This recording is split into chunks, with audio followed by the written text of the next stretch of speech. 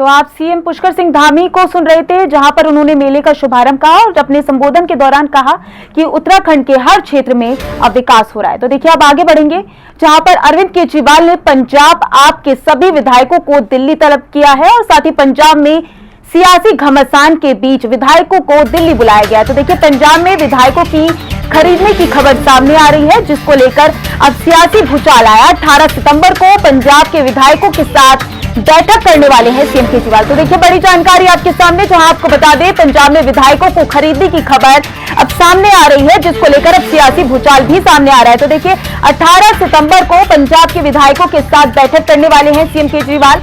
तो देखिए बड़ी जानकारी, जहां आपको बता दें अरविंद केजरीवाल ने पंजाब के सभी विधायकों को दिल्ली तलब कर दिया है और साथ ही पंजाब में अब सियासी घमासान जारी हो चुका है। तो देखिए सियासी घमासान जारी के बीच अब विधायकों को दिल्ली बुलाया गया है, जहां पर पंजाब में विधायकों को खरीदने की खबर अब सामने आ रही है।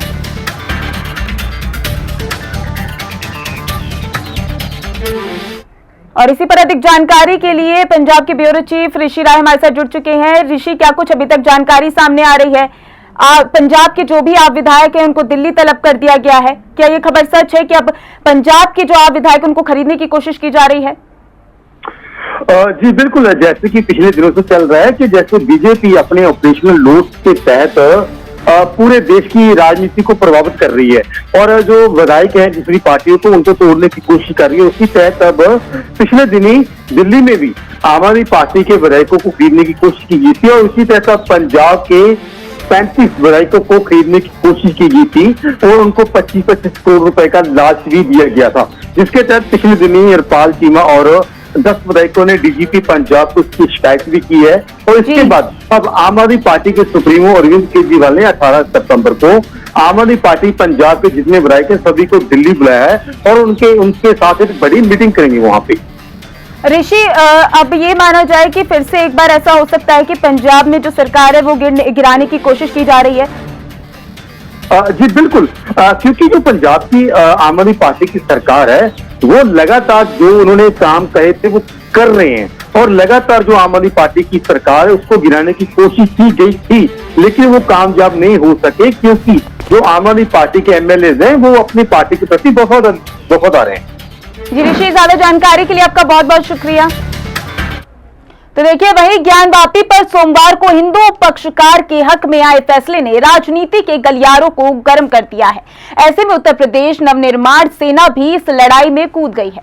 उत्तर प्रदेश नवनिर्माण सेना ने संजय वन के पास दिल्ली रोड पर होर्डिंग लगाकर सपा मुखिया अखिलेश यादव को तंज किया है। होर्डिंग में काशी विश्वनाथ में नदी बाबा को दीवार तोड़कर अखिलेश यादव पर हमलावर होते दिखाई दिए, जहां पर पोस्टर पर लिखा है ज्ञानवापी मंदिर विरोधियों की अर्जी खारिज। हालांकि सपा इस मामले में अफलत में पक्षकार नहीं है, लेकिन कार्टून के जरिए अखिलेश पर निशाना लगाकर कहीं न कहीं ये संदेश देने की कोशिश की गई है कि हिंदू पक्षकारों के हित में आए फैसले से अखिलेश खुश नहीं है। इस संबंध में उत्तर प्रदेश नवनिर्माण सेना के अध्यक्ष अमित जानी से बात की तो उन्होंने बताया कि ज्ञानवापी में शिवलिंग निकलने के समय अखिलेश यादव द्वारा बयान दिया गया था कि कहीं भी एक पत्थर रख दो, एक झंडा लगा दो, वही हिंदुओं के मंदिर बन जाते हैं। तो देखिए उस बयान के बाद ये साफ हो गया था कि अखिलेश ज्ञानवापी मामले में बाबरी मस्जिद की तरह ही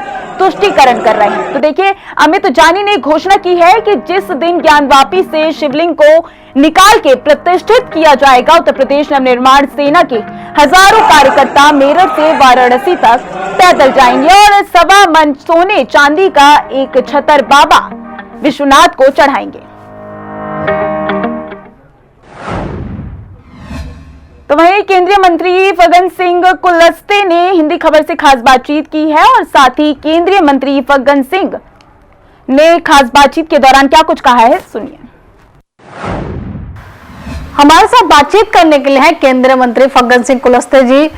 सर देखिए, एक तरफ कांग्रेस भारत जोड़ो यात्रा निकाल रही है, लेकिन ऐसा लग रहा है कि जो स्थिति गोवा में है उनके विधायक टूट के देखिए बीजेपी में जा रहे हैं, तो ये भारत जोड़ो हो रहा है या फिर कांग्रेस को तोड़ो कर रहे हैं बीजेपी? देखिए, हमारा कोई ऐसा लक्ष्य नहीं है।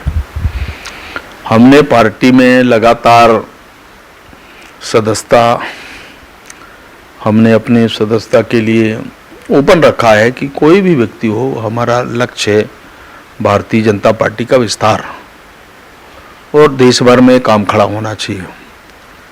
अब जहाँ तक कांग्रेस का सवाल है, अभी ये तो कांग्रेस को ही चिंता करना चाहिए उनके परिवार के बारे में, उनके लोगों के बारे में, कि भाई इस प्रकार की परिस्थिति क्यों बन रही है। अब आज ठीक है उनकी स्थिति के बारे में, वहाँ के एमएलएज के बारे में, तो अगर हमारे पास एमएलए आ रहे हैं तो हम तो बिना किसी भेदभाव के सबके लिए हमने स्वागत किया है, सबका सत्कार कर रहे हैं। अच्छा, आम आदमी पार्टी ने भी कांग्रेस के लिए RIP शब्द का इस्तेमाल किया है। क्या RIP, रेस्ट एंड पीस, मतलब? यानी कि आप आराम से आराम कीजिए आप। तो देखिए, ये तो ऐसा है, अभी आम आदमी पार्टी और केजरीवाल, ये कांग्रेस के जो उन लोगों के लिए शायद ऐसा वो विचार करते होंगे कि अब थोड़ा आत्मचिंतन करना चाहिए, कांग्रेस को थोड़ा विश्राम करना चाहिए, रेस्ट करना चाहिए, और बाकी जो लोग हैं उनको अवसर देना चाहिए। तो इस प्रकार की स्थिति है कांग्रेस के अंदर, ये सही है। तो कोई ज्यादा लेकिन सर, ये RIP तो देखिए, जो जिनको दफनाया जाता है जिन धर्मों में है उन धर्मों के लिए इस्तेमाल किया जाता है, तो कांग्रेस के लिए RIP इस्तेमाल कर डाला। अब देखिए, उनने इस्तेमाल किया तो ये तो केजरीवाल को ही समझना पड़ेगा उसकी आशय क्या है उसके पीछे, और इसलिए इसका जवाब ठीक वही दे सकते हैं कि उसका आशय क्या है, उसकी परिभाषा। तो ये तो केजरीवाल अच्छा दे पाएंगे, पर मैं जो समझ पाया हूँ कि देखिए कांग्रेस की जो भी स्थिति है, क्योंकि 100 साल से ज़्यादा कांग्रेस की आयु हो गई, और इसे 100 वर्षों में कांग्रेस वास्तव में वृद्ध तो हो गई, बूढ़ा हो गया, जिसको हम कहते हैं कि बूढ़े बैल में कोई दम नहीं होता। तो इस प्रकार की स्थिति है। तो आज कांग्रेस की ठीक इसी प्रकार की स्थिति है। अब कितना कांग्रेस इसके लिए दौड़ेगी, क्या है। अब जैसे भारत जोड़ो आंदोलन, भारत को देखना चाहिए कि भारत को किसने खंडित किया। प्रश्न तो यही उठता है, जैसे उनकी परिभाषा है। धन्यवाद। तो देखिए, आप सुन रहे थे यहाँ पर केंद्रीय मंत्री फग्गन सिंह कुलस्ते जी को, जिनका कहना है कि भारतीय जनता पार्टी विचारधारा के आधार पर, विचारों के आधार पर काम करती है, अन्य पार्टियों की तरह नहीं है जो परिवारवाद को बढ़ावा देती है। कैमरामैन दीपक के साथ आंचल यादव, हिंदी खबर, नई दिल्ली।